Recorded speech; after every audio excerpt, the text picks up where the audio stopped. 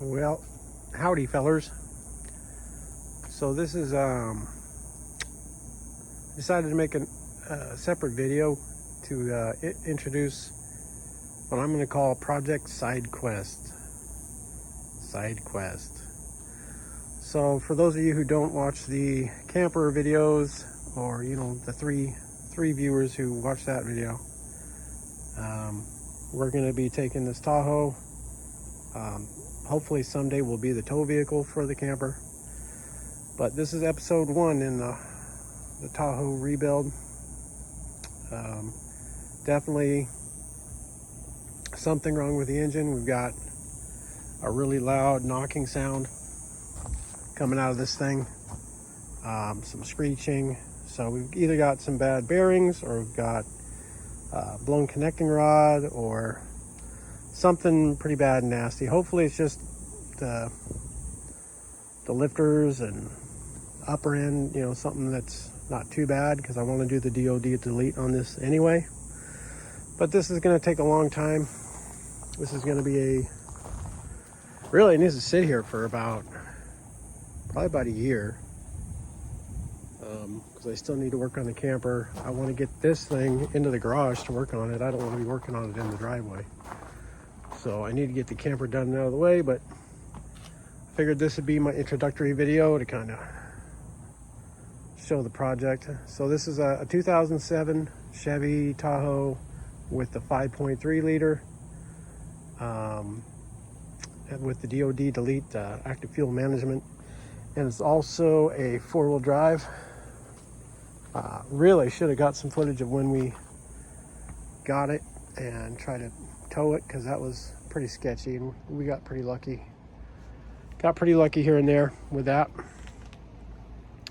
But anyways, yeah, it's not in the best condition, but the body is fairly straight. Some minor dents and dings, but we're gonna diagnose this thing for one, and then so probably I got a bore scope that I can maybe borrow from a friend of mine. We're going to try to get into the cylinder heads with that and take a look, spin the crank and see the pistons going up and down, and verify that way. I'm also probably going to have to pull the oil filter, take a look at that. I'm probably going to be pulling the oil pan if possible, pull the oil pan out, and do a visual inspection on the bottom end. I'd really like to diagnose it before I tear into the top end. My buddy Ramiro suggested pulling the valve covers. We might do that too, but I don't want to pull the heads if I don't really have to. So until I really know for sure and diagnose it, I don't really want to dig into it. I just really want to know what's wrong with it before I stop messing with it. Because like I said, I can't get into if it is a broken connecting rod, blown bearings, anything like that. I mean, I'm not going to be able to do it in the driveway. So I really need to get this thing just kind of tucked away, left alone, and finish this thing for the next year, maybe 2. So yeah, the Tahoe's going to sit there for a while, but eventually, when the camper's done and the side yard, I can park it over in the side yard.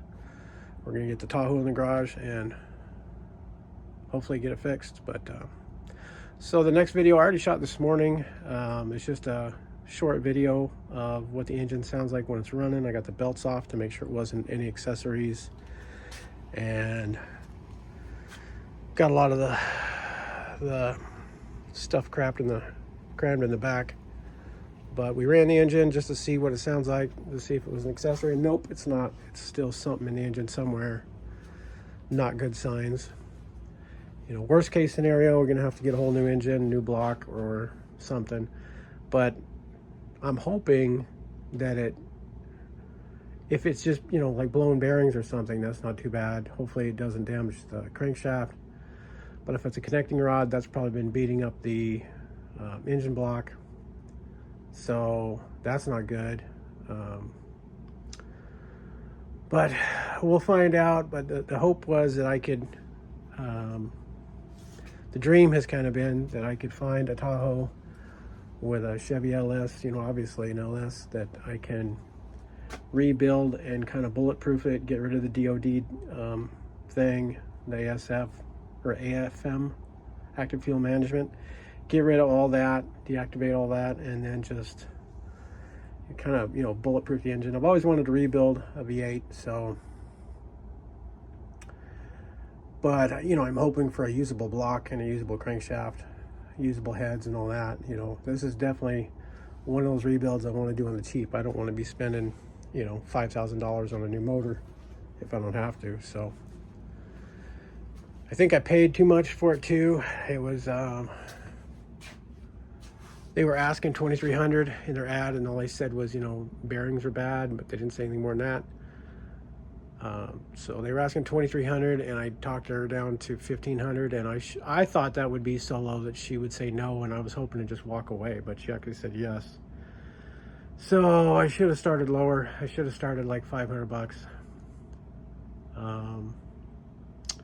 But I didn't. So, but I do know the 4-wheel drive works. So that's a plus, I guess. You know, transmission is working at least, and 4-wheel drive works at least. So that's something. I'm not sure what else I can say at this point, but yeah, we're going to be working on this eventually.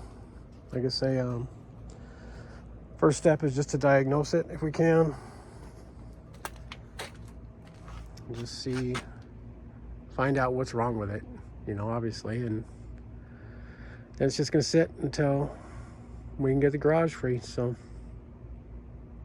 there's episode 1, Project SideQuest.